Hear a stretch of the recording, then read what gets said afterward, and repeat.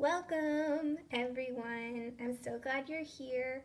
My name's Lisa and I wanted to go over what I bought on HSN the other day. This was the Today special, whatever they call it. I don't watch HSN enough. I only watch it on craft days. And then it's only like at 1 in the morning or midnight or whatever, and I just see if I want anything, and then I usually do. So I went ahead and they talked me into it. I didn't think I was going to like it, but I was really excited about this whole kit. So it's the Spectrum Noir Colorista Aqua kit. It comes with 4 watercolor coloring books. So the first 2 are these small little ones. You can see this one is with raised white embossing, and this one is with foil and gloss resist. So I'll show you the backs real quick. You can pause if you want to see more. The blue and the aqua are the embossed resist, and then over here the gold and silver are foiled. Then we have this one, which is just gray lines. It's not embossed, but it is Sheena Douglas's really cool designs. So I haven't done any out of this watercolor yet, but I'm definitely excited and planning on it. Here is the biggest one, which is 9 by 12 inches, so frameable art, and it is with foil and gloss resist. So here are the fancy designs on it. I also haven't done any on this one, but I'm planning to. Next we have 24 blank watercolor cards with envelopes. So it's the same cardstock, I think, that's in the Watercolor Pads. Now here are the 24 markers I got. 12 of them came in the kit and 12 I bought. So I liked the all over colors. I have a lot of earthy colors, and it has a lot of vibrant colors as well. So I was excited about this. The other coloring medium it comes with is 24 of these watercolor pencils, and you get greens and blues in this one, and reds and yellows in this one. Finally, it comes with these 3 water brushes. So you have a teeny tiny tip, a regular size tip, and then a flat brush for washes. So let's jump in. I'm gonna add the second coat of the brights markers onto this and try and get it brighter. I think that's just something about these markers. I really think that they're dye ink, so it makes this a little more difficult. So I'm just coloring straight out. Pick up that color.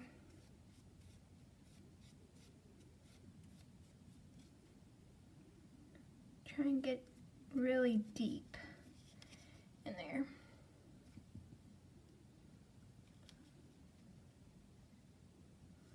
And I'm gonna grab this all up, and if I can show you, it's just like a tiny little press, 1 drop of water, you clean that whole brush up.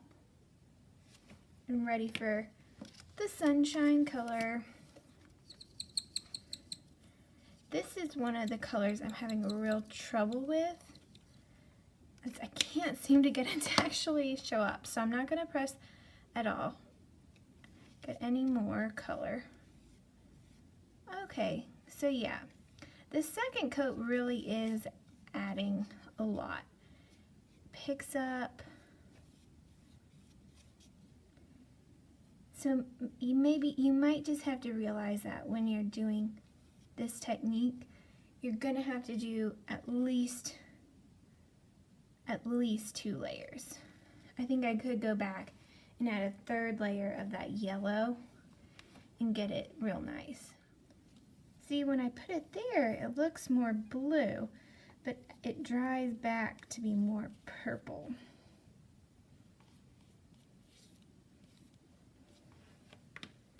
So, sure, we may add a little bit of this lake blue over the top.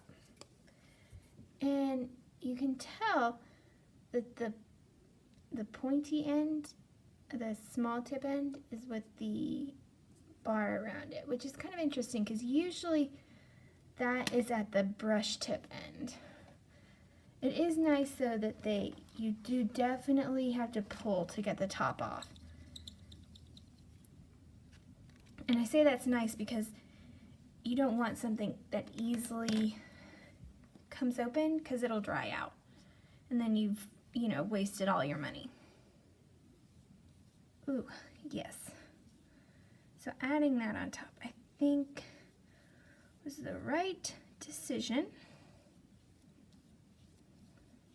Actually gets it to a more blue as opposed to from green to purple. I'm going to try and grab back some of this purple. So we'll go straight here. And there we go. Let me heat dry this and I'll be right back. I heat dried the little paper that I was working on, or almost heat dried. It's still a little bit wet. It holds a lot of water. This cardstock does. But one thing I found really weird. Okay, look at this purple. It's pretty vibrant, pretty deep. Look how much has come through to the back. The back looks more vibrant than the front does. Look, the green, even like the green and the purple. Look at that. It came through and it's just so much darker on this side. So I'm not sure, maybe there's some sort of coating on the top or something. Just something to know. Kind of interesting. This is the Floral Set. I'm gonna go ahead, I'm sure you can't actually see, but I'm gonna try to color in some flowers and see how they go. So let's take out this color. A little sad they don't have names or numbers, so they must not be planning on selling these individually, which kind of sucks because you might have a favorite color and you use that one up way faster than all the rest. Just a thought. One thing that I do know with just normal color pencils, and I'm assuming is the same with watercolor color pencils, is it's a lot easier to get rid of circular lines or circles rather than going straight up and down. So I'm going to go ahead and try circle coloring this flower in. Oh wow. Now that liquefies really easy and it blends. It almost blends too much. I think you have to get used to this. So go from the light into the dark so you don't mess up the dark. And I might be getting too much of the dark color, so I'll wipe a little bit off. I went ahead and colored all of the rest of the flowers. One thing I am noticing is that the ink is not coming out, or the pigment is not coming out as much from the watercolor pencils as it did with the watercolor markers. Just something to think about. It doesn't seem to be contaminating, just not coming out per se. One thing to note that you can also do is you can grab some water and just pick up straight from the pencil. If you have areas where you're like, this is not dark enough, or this isn't the right color, I want this color right here. So basically you're using it like a watercolor palette, which is great when you like the background or whatever, you know, the first layer you have and you don't want to ruin that, but you do need some darker areas, more definition.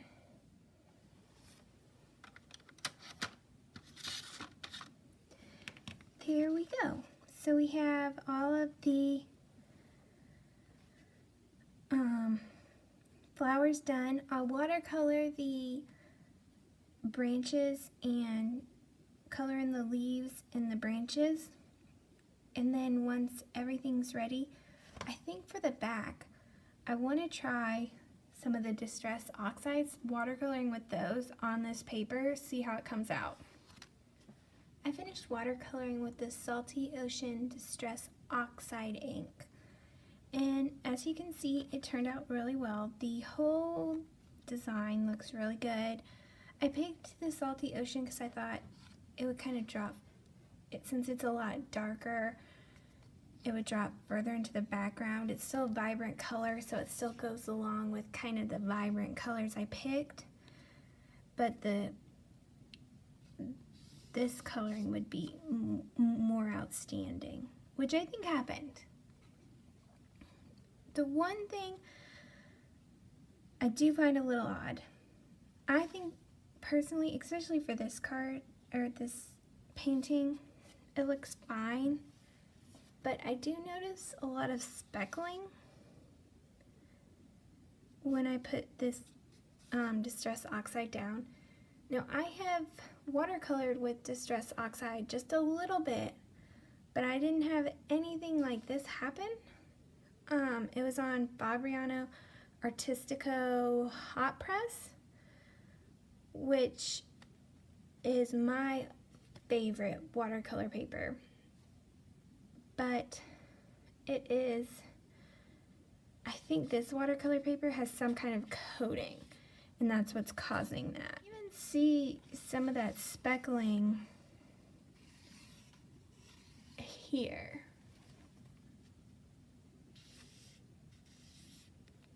So, just so you know, I refilled my brush, found my Daniel Smith watercolors, last place I looked.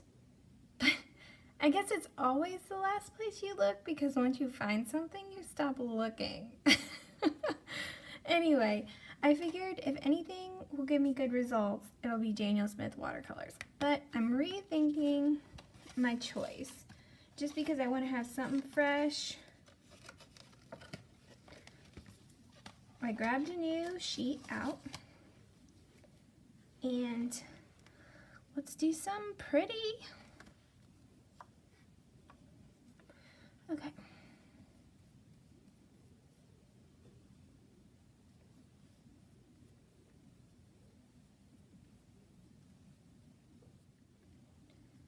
This is some of Daniel Smith's,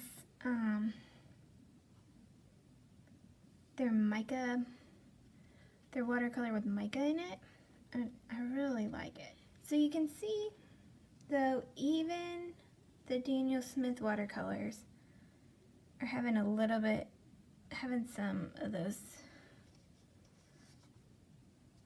I don't want to say issues, because I think it looks nice, but it's not, this isn't the highest watercolor paper ever, so you're gonna get some small issues like that, and you just kind of have to accept it, right? The awesome thing about it is you're getting all this detail you didn't have to do any work for, And you didn't have to pay, you didn't have to buy a stamp that you're only going to be able to use a couple times. Instead, you get this one thing. So I added that extra layer of gold to the inside and heat dried it. So in total, this card probably this top probably took 5 minutes. Most of the time I was mixing the colors. So you can see how really wonderful that looks. I want to try direct to paper coloring with these markers. And since I'd already messed up this, I'm not too worried about it, right? So let's see what it looks like. So like before, it does soak into the paper, and if you can see that, the color goes straight down to the back side of the paper. I have to be honest, that's something I'm not a huge fan of. But it's only happening with the markers, and I think it's just this paper. I finished this card. I ended up with some pilling, which isn't surprising just because it got so wet when I was painting this page on top of it, and that's why I got a lot of drips through. This is the Bristol Smooth Recycled watercolor paper, and I'm going to start with that. I'm going to start with grabbing some off and bringing it on.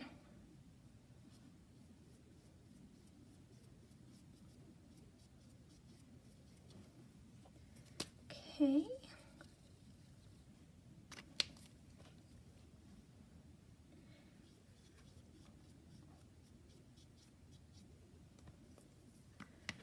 Let's add some lake blue.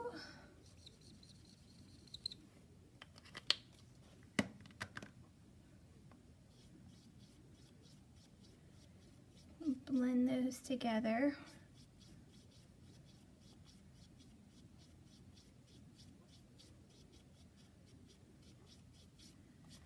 And that looks really good. Easy blend. Just went on smooth. I like it. I like it. That looks really good. That was really simple. Let's see how it does with this. We've colored it. We're gonna wait 1, 2, 3, 4, 5.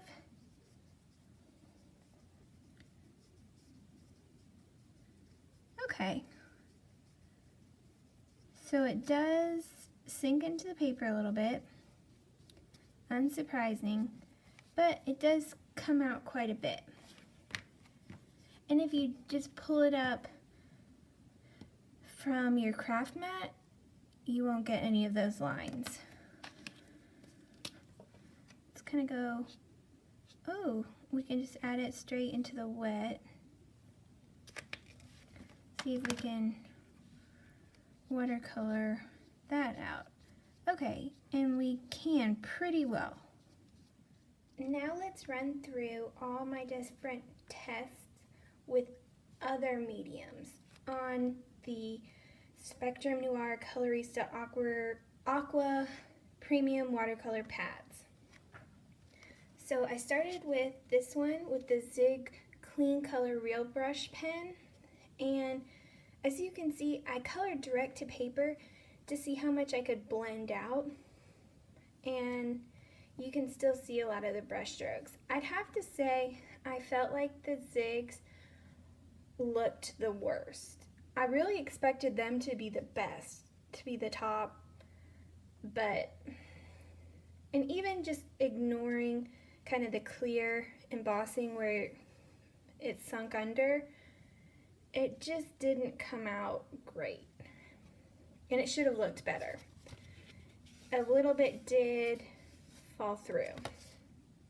So that's the Zig. Next we have the Distress markers.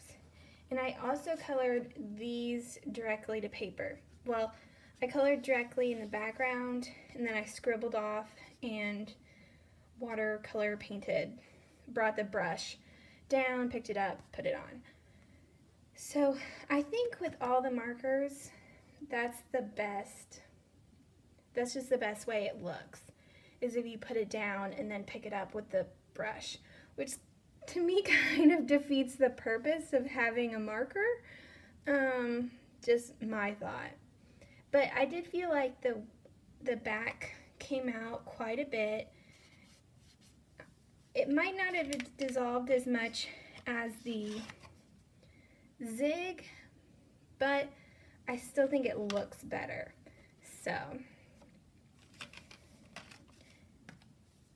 next we have the Distress ink, where I smushed the ink down on my craft mat, pushed this in, and did 2 or 3 layers. I really like how this one turns out. And it did not go through near as much as I thought it would. I think because the water just got on the top. It didn't sink through. So this one turned out really good. Next we have the Dr. P.H. Martin Hydrus. And this whole card probably took 4 tiny drops of the Hydrus, so this is gonna go a long way. And these are the small bottles. I haven't really played with them much before, but I thought I'd bring it out, bring all my different watercolor mediums out. I would say this one also had that splotchiness, which just didn't look as good when you're trying to do an all-over wash. I don't know. To me, it looks like a bunch of bugs. So I wasn't in love with that. That one just was okay. Next we have the Brusho, and I sprayed it first, poured a little bit of Brusho out, and then sprayed a little bit more. And I think this one came out really well. I really like this one. I used the Happy Birthday one because I was like, if this doesn't turn out very good, it'll be fine. But it turned out great. I do really like the Brusho. It did come through a bit. I would suggest pulling out of the pad and then watercoloring, as opposed to watercoloring in. I had issues with that. So by the end, that's what I started doing. Next we have the Distress Oxide ink. Oh, real quick about the Hydrus. I just wanted you to see that the Hydrus on Canson watercolor paper, which is this, didn't have any of those splotches. So it was not the watercolor, it was the paper. That was the issue there. The oxides, though, also came out amazing. And that was the same as the Distress ink, where I smudged it down, put it in, and did a layer or 2. And that came out really well. Finally, we have the Daniel Smith Extra Fine Watercolors. And that's what I used on this one. I also think this one came out really well. And it may have some of the splotches as well, but since it's an all-over pattern, you just don't notice it as much. One other technique that I tried real quick is using the vegetable glycerin. I used a little makeup sponge, got a tiny bit of the vegetable glycerin, and put down a little bit of the product, and then tried to blend them on. It was very easy. I'm really excited to try this vegetable glycerin to do some more blends. I I hate spending the time to do a good blend, so I don't do many of them, but this made it really easy. I would say that these Spectrum Aqua Noir markers had a really great blend. So, there's that. The Zigs also had a pretty good one. You didn't get quite as much of the color, and I really tried to get the same amount of vegetable glycerin on the pad. So I don't think, I mean, you can always try at home, but I don't think that it was how much glycerin I put on as much as the actual product. Like the distress marker, nothing really came. It barely did anything. And I think of all of them, I used the most product, the most distress marker on that one, because I put down a lot and I was like, oh no, what have I done? And of course, this one, the Dr. P.H. Martin, I used like 2 tiny drops into this. It also looked really good. I think a really fun way to use this product. I think I'll use it in such a way again. And on all of these, other than the distress marker, I didn't really see any of those, I guess, and the brusho. I didn't see too many of the splotches, but I think this one, which is the brusho, is like that because just the nature of the product. I don't know that I'll use this with vegetable glycerin again. You get a really pastel color. Finally, the Distress Oxides came out really well. I'm excited to do more with this. And I'm excited to do this technique with some stencils. I don't know if you can see that. Some stencils. So, my favorites were the Aqua Spectrum Noir, Dr. P.H. Martin, and the oxides with this vegetable. Here we are at the end. I thought I would go through the pros and cons, what I liked and didn't like about this kit.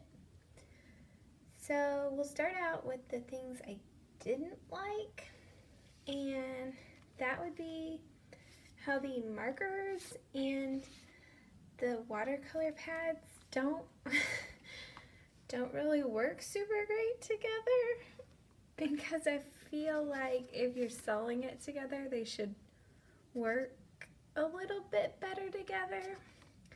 The other thing I didn't like was on this pad, and I think it's the same for the big pad. I haven't done any larger, I haven't done any out of this large pad, but it is the foil with gloss resist. I don't like the gloss resist. I like the white resist, because even if it gets under, see, can you see that? Even when it gets under a little bit, it doesn't discolor as badly as when it does over here. Like this butterfly, completely, it just kind of looks like a weird smudge rather than a butterfly. I really liked using the watercolor brushes. They're super simple, and there's quite a bit of water that fills up in here. So I plan to keep using them.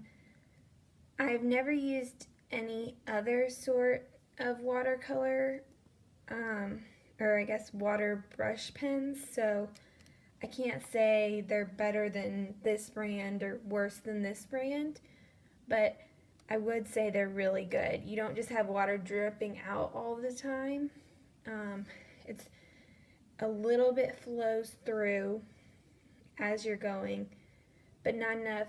It just keeps it lubricated as opposed to making it an issue. So those are fun. Would recommend those. The markers are a lot of fun to play with. I'm really excited to do more of the glycerin based activities, and I think these will be nice to take with me when I travel somewhere and I want to watercolor. So that'll be nice. I think the biggest dark horse was these colored pencils. I'm really excited to do more coloring. This is really what I feel like what I always wanted in the markers, is that I can just color and then come back and watercolor it, right? I can color in the car, and then when I'm somewhere stable, I can get my water brush out and make it into watercolor painting. So I'm excited about those. These are really fun. I'm really enjoying them. With the right products, they're amazing, right? And you get really amazing results. So while I have been a little grumpy about how the dye doesn't really work too well with these papers, other more pigment-based products work super well. And I think that the glycerin, if you want to do a background with glycerin, and these are the Spectrum Noir Aqua pens. This is that one. And so I think if I want to do a whole background with that, I might just go ahead and use the glycerin because you get really cool results. So I'm really liking, and I'm glad I'm glad I purchased it. It's been really fun.